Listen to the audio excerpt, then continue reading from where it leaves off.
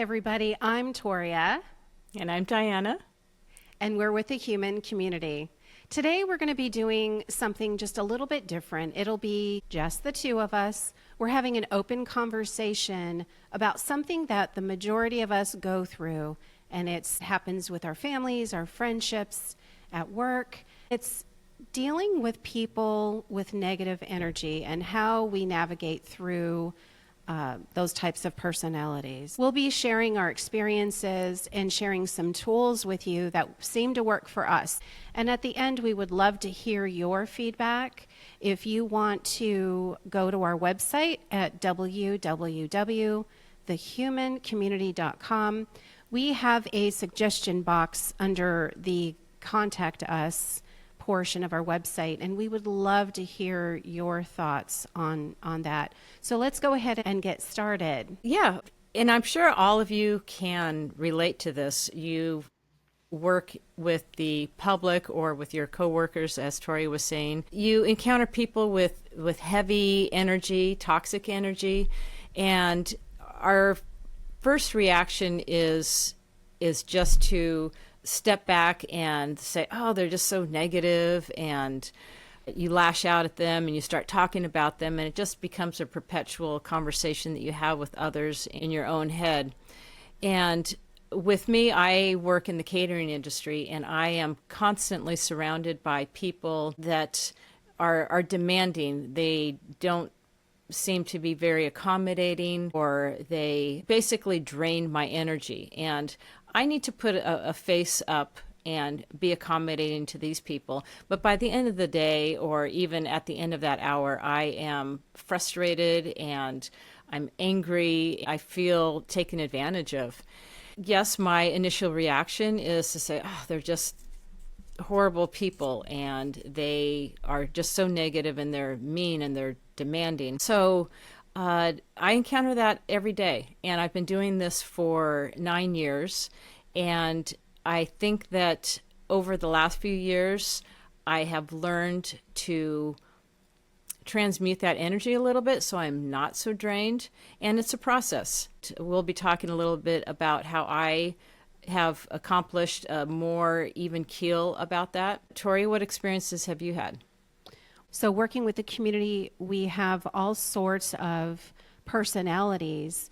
And I think my takeaway is that we never know what someone is actually going through. I remember back when I was working at the library, there was a woman who had come up to the counter, and I was helping a patron, and she was pacing back and forth, and she was just so agitated. And I was like, my first reaction was, who is this woman? And she said, is there anyone back there that can help me? And I said, no, I'll be right with you. I was just so upset about how she was handling herself. And in my mind, I had this entire conversation about, can't she see there's a line full of people ahead of her? Finally, she said, I've got someone sick in the other room, and I need to find a blood pressure cuff. And then I felt horrible, because it's not that she was being negative. It's not that she was being mean. She actually had this urgency. She was trying to help someone. And so it was a huge lesson for me, because it made me realize you never know what someone is going through or why they're doing it, why they're acting the way that they are. And there are different types of energies that people will bring. And in yoga, we have what's called the gunas. They're basically the three energies that make up the world, and they make up everything. So oftentimes I ask myself, I'll stop and ask myself now, is this person really being negative, or is it just a mismatch to my energy? What energy am I bringing to the table right now? So one of the energies is called tamas, which is more of like a sloth-like energy. The other one is rajas, which is more of like a bull in a china shop type of energy.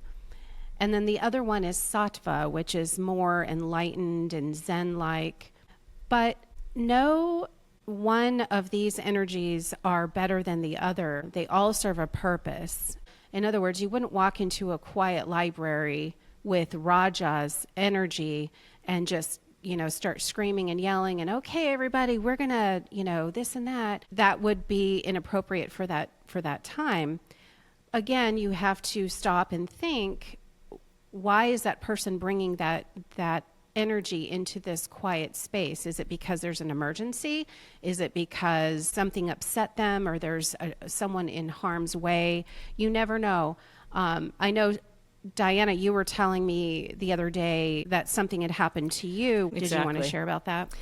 Exactly. Again, it happens a lot. We had, at a place that I work, we had a person come in who needed something and was very demanding. The people around her, their reaction was, oh, she's just so demanding. And the story kept going on and on in the back room.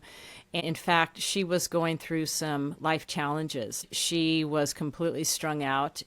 She was doing the best that she could with the circumstances given to her. But we didn't know that until later. And so just like what you were talking about, Toria, you did not know that there was emergency. But had you known all this, we all would have been reacted, a lot more. I would have reacted different. Yeah, I was. Yes. I felt really bad afterwards. With much more compassion. And again, during my catering experience, we have family members who are very demanding, and I take a step back and remember that this is a very important day for the bride or whatever event it is for. They've spent a lot of time and energy and money, and they are just stressed out. So it's not up to me to take it personally. It's not my energy. It's just a mismatch. I could be very, very calm, and another person comes at me with very strong energy. And when you have that clash, there's going to be some type of reaction. Yeah, and it feels uncomfortable. Very uncomfortable. And I came to the realization that even though something is uncomfortable, doesn't mean you need to react right away. What I have found myself doing is sitting with that feeling. Yes, you need to step away. Yes, you need to walk away and not engage in an interaction. What I have found myself doing was feeling that energy, acknowledging that it's uncomfortable to me because it is a mismatch, and I just breathe through it and just allow it to pass, because it does pass. It doesn't stay with you forever unless you keep stirring up the pot.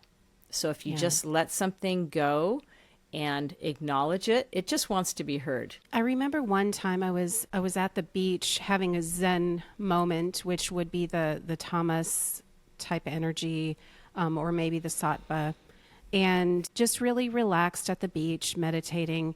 And there was a gentleman who started talking to me and interrupting my meditation, and he was very talkative. And luckily at that time I handled it well. I was very compassionate because I figured he must be really lonely. He's just talking to a complete stranger. I could have reacted like very irritated that he was interrupting my meditation, but instead I learned that it was quite sad. He had said that his wife had just died 3 weeks ago, and his daughter had died 4 weeks ago. So he, within 30 days, had 2 people die, and he just wanted someone to talk to.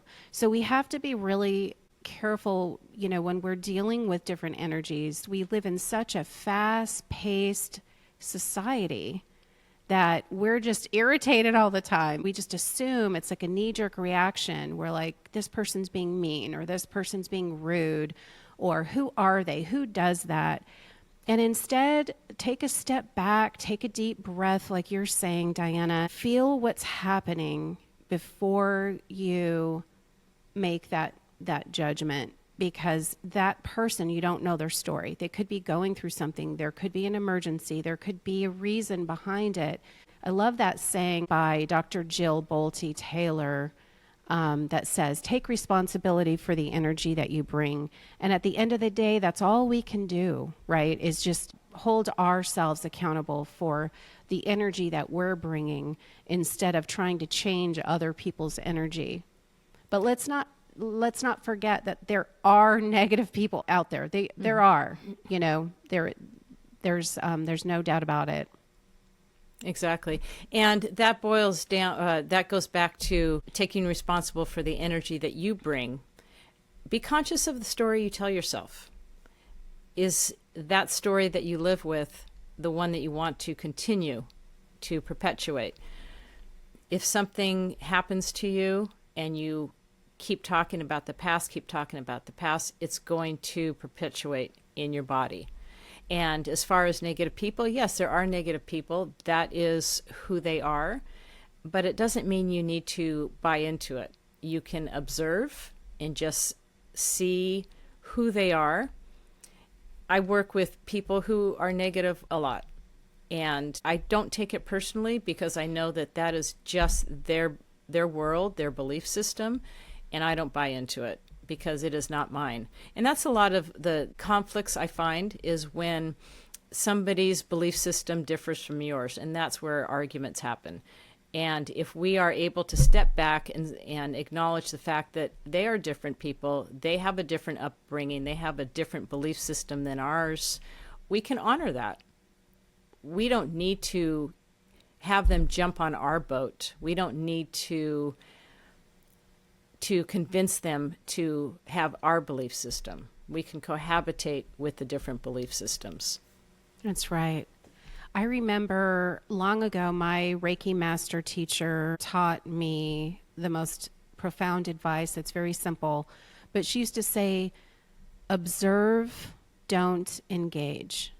And it was probably the best advice ever, because I think a lot of times I find myself getting sucked into what we call entanglement, whether it's emotional entanglement or spiritual entanglement with people's negativity or their different energies, or like you're saying, Diana, I remember one time there was this woman long ago that I used to work with. She had taken like a 2-week beautiful vacation, and we were so excited when she came back and we wanted to hear all about her vacation. And all she did was complain about how, customs and this and that and how horrible this was and nothing worked out. And it just went on. And we were all sitting there going, yeah, but you were off for 2 weeks and we're sitting here working. And, at first I was like, but did you have fun? Do you have pictures to show us? And she was just so negative. So then I was like, okay, well, I got to get back to work. And you can't get intertwined into that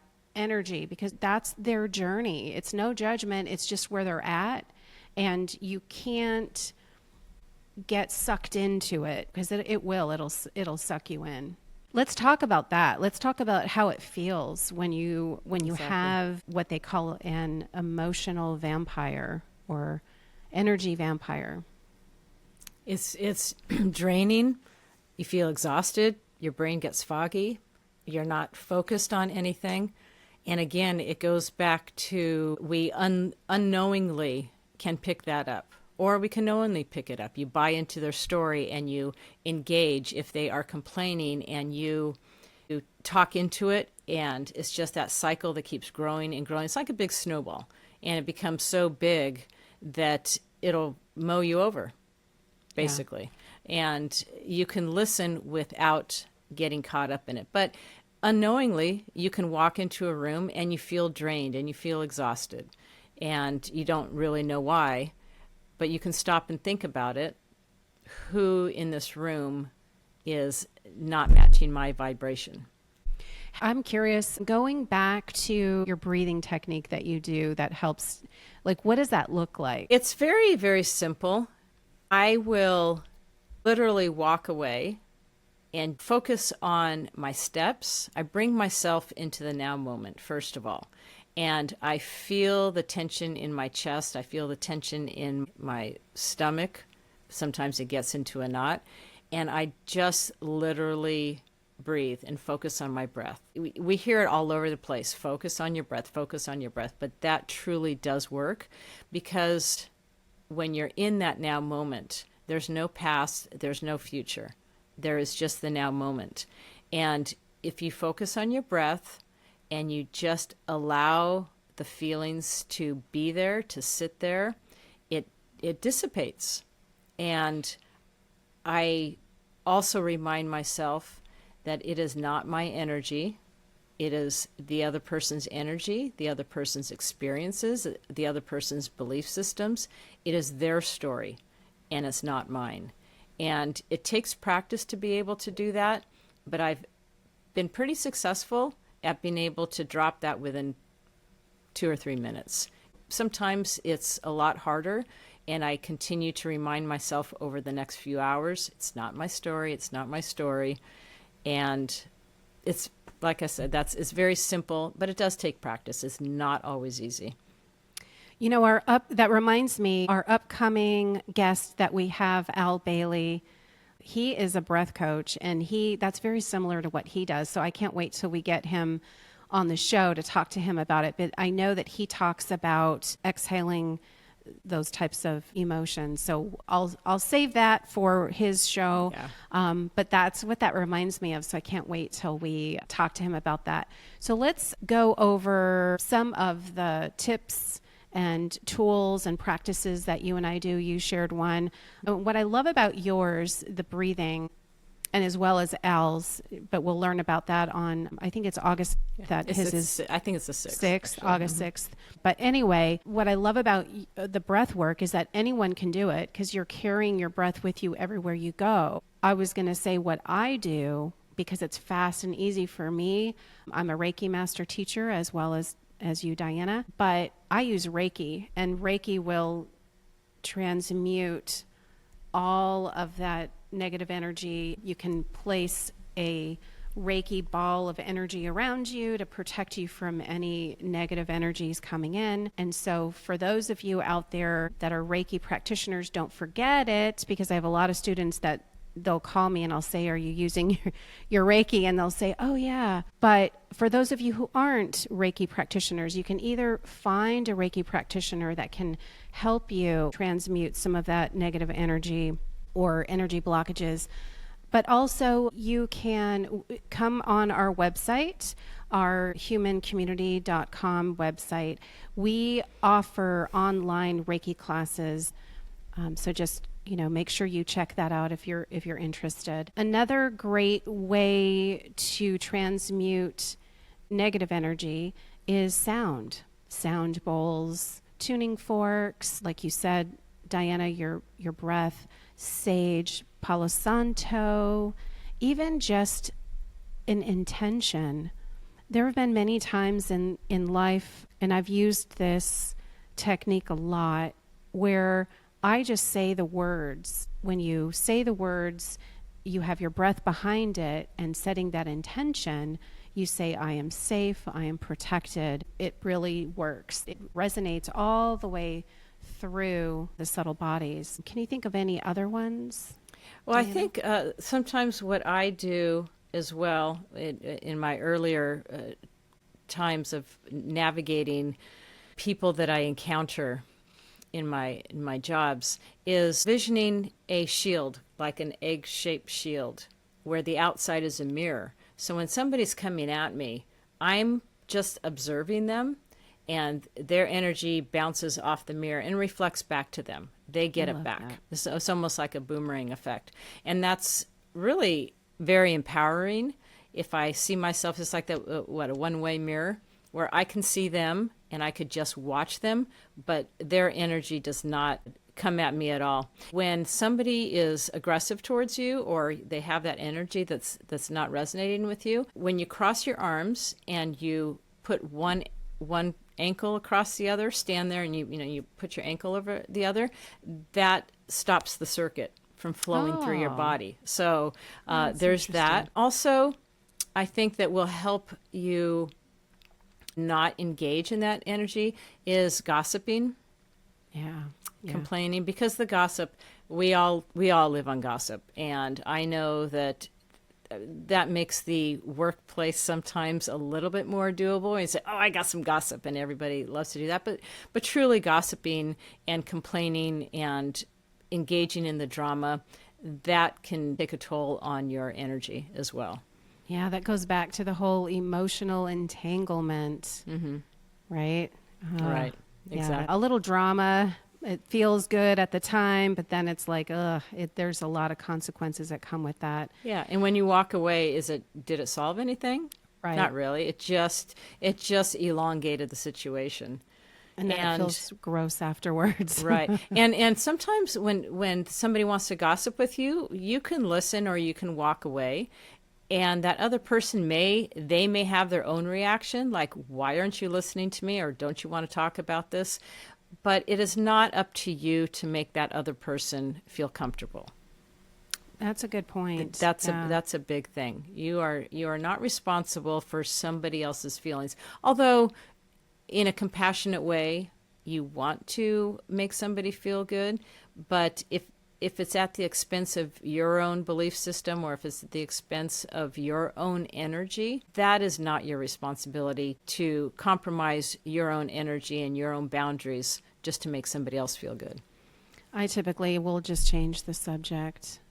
Mm-hmm. I just change the subject, and then they walk away thinking, gosh, what an airhead. She didn't hear a word I said. And I'm like, oh, but I did. I just don't want to listen to it. I did want to bring up one thing that was really interesting. And I don't know if I told you this, but I was online with one of the healing forums, one of the modalities that I work with. And there was a woman who was talking about, as practitioners, it's not uncommon, because that's one of our things that I wanted to suggest to everybody, to take a walk in nature, walk barefoot on the earth. That will help transmute it. And there's a reason why we say go hug a tree. You can dump that negative energy that you're feeling into the earth. And there was a woman on the forum that was saying, and this is no judgment, it's okay, that she thinks this, but she said, I'm so tired of practitioners saying to dump negative energy into the earth. The earth has so much on her plate. There's so many toxins that are already being poured into her.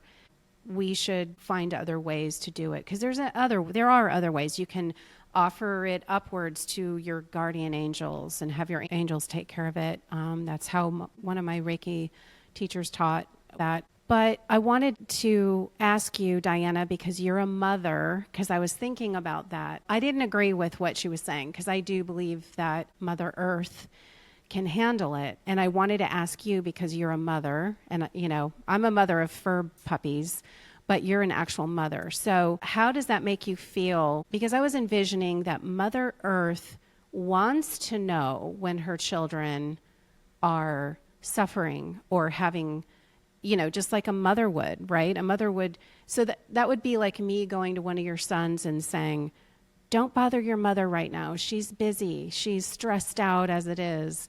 And then, it's withholding information about your beloved sons, right? Can you speak to that? Even in my darkest times, or most stressed out, or when I have 100 things going on, I will just drop everything, and everything becomes secondary when my children are hurting or they need help. Everything is secondary. And strength happens when you run out of weak. I could feel really lousy, but there's still more strength in there to take care of things. And I like that analogy where Mother Earth will continue to take care of her children, which we are all connected. And on that note, when you are putting that energy into the ground, let's just say, oftentimes when I've had a rough shift, I will, when I get home at midnight or 1 a.m, I will go out in the grass and will put my feet in the grass, and I will just, from my head down to my feet, push that energy into the ground. But what I do is I don't just use it as a dumping ground. I envision that energy being reformed into compost to make beautiful. The grass to spread out.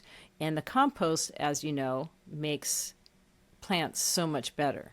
Mm-hmm. So it's not a toxic dump. It's, here, let me give you some garbage so it'll ferment, it'll compost itself and make everything beautiful. That's awesome. And that reminds me, like, when there are days when I'm stressed out, I'll go out into my backyard where I allow the wind to take away. I visualize the wind just blowing away all of the stresses like it's dust, and it's just leaving my body. Mother Nature can really, all of her elements can help. And Oh, so absolutely. it's not to say that, that woman on the forum, we're not saying that she's wrong. That's her belief system, and it's beautiful that she loves Mother Earth so much to be concerned about that. And then I also want to reiterate that when I say that we are children of Mother Earth, this is our birthplace. This is our home. I know that not everybody believes that we are children of the earth, but we are. This is our physical home. So if you want to look at it in that way, instead of looking at it as Mother Earth really being your mother, that's fine too. But it's just another way to help with negativity. But I just wanted to bring that up because I thought it was really an interesting topic, and I wasn't sure exactly how I felt about it, because I can kind of understand, I feel horrible with what's going on with Mother Earth, but I do believe that she can handle it and that she wants to. Well, I think it was great that you are able to recognize that person's belief system and you honored that. And if we could all keep that in mind and recognize everybody's on their own journey. They have a different background.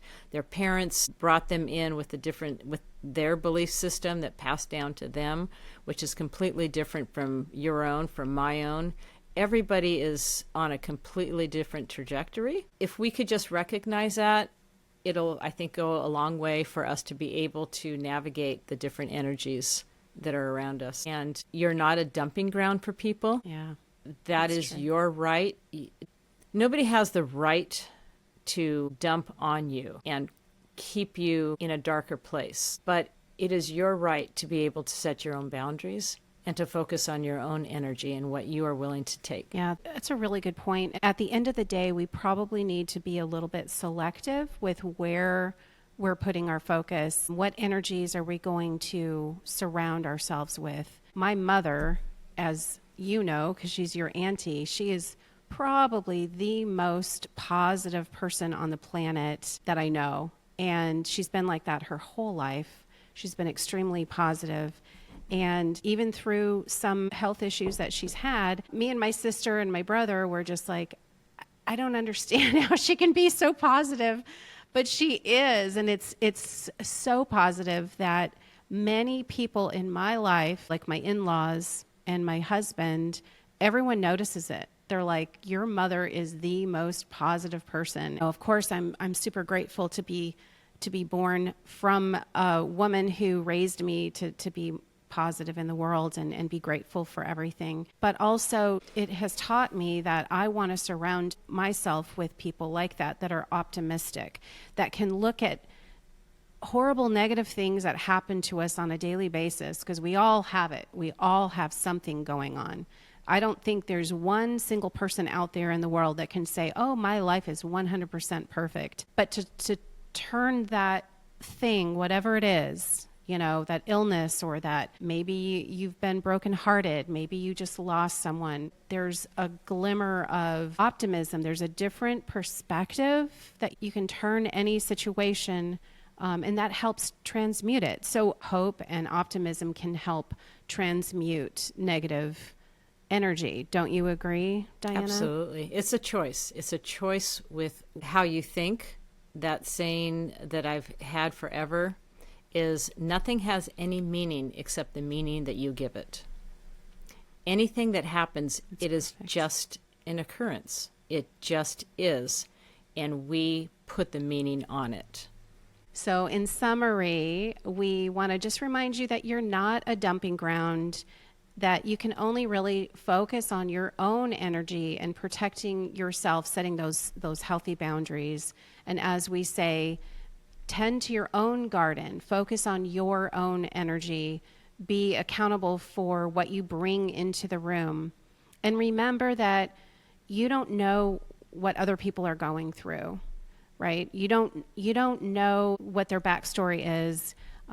Maybe they just lost someone, or they just lost a job, or they're brokenhearted. So keep that in mind before we jump to the conclusion that they're mean, or that they're being rude. But also, with that being said, we recognize that there are negative people out there, and so you need to protect yourself. And we hope that this show has enlightened you, maybe given you a few tips that you didn't know that you could do, maybe a few reminders of how you can transmute that negative energy and protect yourself from it. Thank you so much for being with us in this conversation. And we want to hear from you. We want to hear about your experiences with interactions with other people. How do you handle or how do you approach these types of encounters? So we have a suggestion box at our website, thehumancommunity.com. And if you want to just drop a line in there, we'd love to hear from you. And we could talk about that on future podcasts as well. And don't forget to listen in on August 6th. It's a Wednesday, August 6th. We'll be having Al Bailey join us. We're real excited about that. Thank you, everyone. Thank you. Have a great day. Namaste.